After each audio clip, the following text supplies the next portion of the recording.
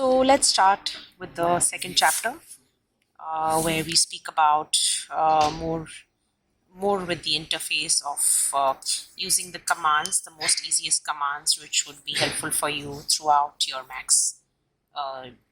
Throughout the Max project if you're working on. So let me just take you to a normal tool which we have already discussed, where we have Alt W.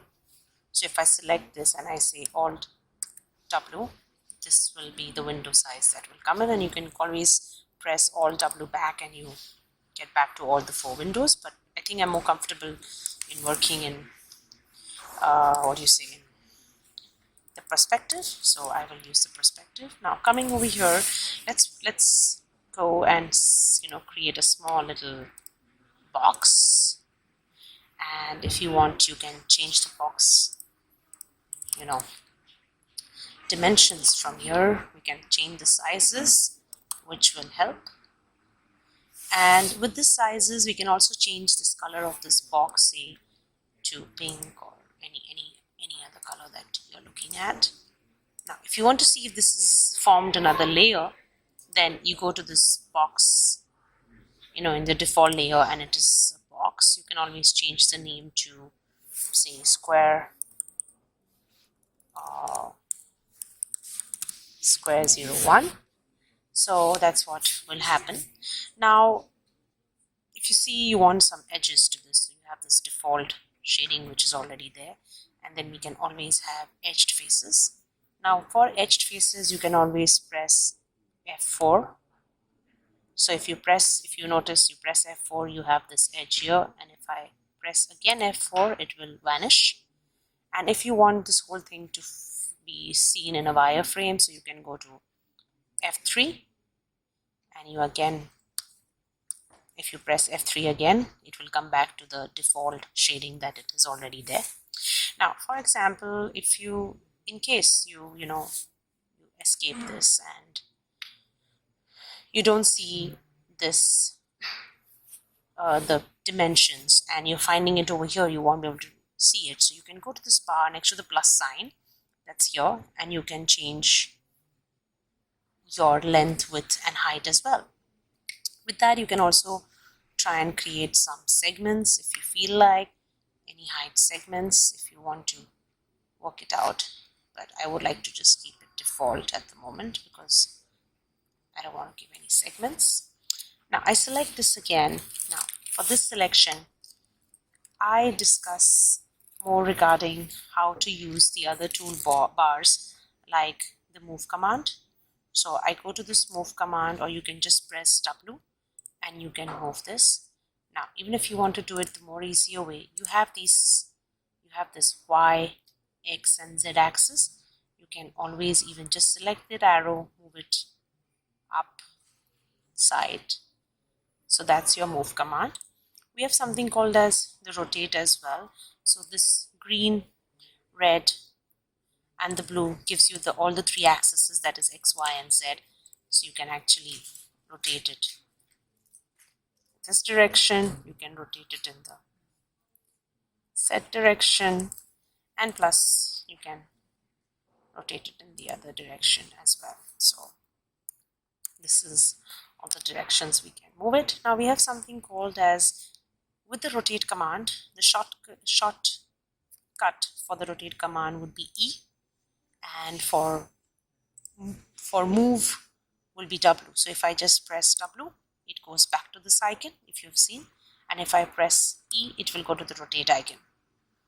Now with that you can also have the scale command used. If you see this, you can scale it depending on what scale you're looking for. So this is all about rotate, move and scale command. Now with that you select this. I go back to W because I want to stick to the move command always when I'm working. Now selecting that, I right click, I select the object and I right click. There's something called as clone. I select clone. I have like 3 options of copy, instant and reference.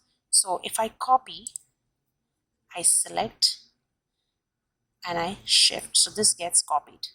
Now just to change the color, I will change the square into another color so that you will understand the difference. And if you see it in the layer also, it forms a default layer 002.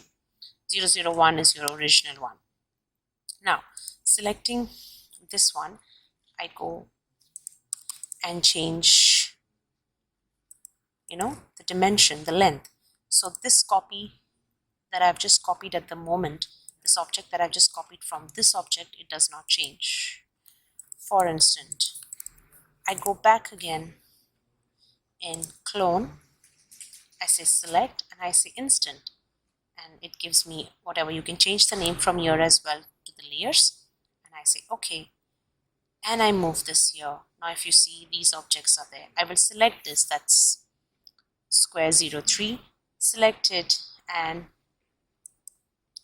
I will go into say 20. So both of them changes, if you notice that. And if I say height 15, the width 15, and another say 20 in height, that also will change. So if you take, this is copy, this was just a normal copy, this was normal and instant. Now if I select this again, the original one, that is this, and I say clone and I say reference, and it becomes square 004, and I select it here. I'll change the color so that you can understand the difference. So let me just change the color. That is the color changed. Now when I go to the original one and I try to reduce the length to say 15, all the three will reduce. Which one? The original one, that is here, the instant one, that's here, and that's reference. But if you notice, when you copy, it does not change. So this is something that we could understand how we could efficiently use the clone command. Now with the clone command, if I say if we use Control A, it will select all what's there in the window, and if I say Control D, it will deselect all of them. So these are two commands that you could use. You select Control All will select everything, Control A will select everything, and Control D will deselect everything. So that is something that you could utilize. So this is all to go ahead with this.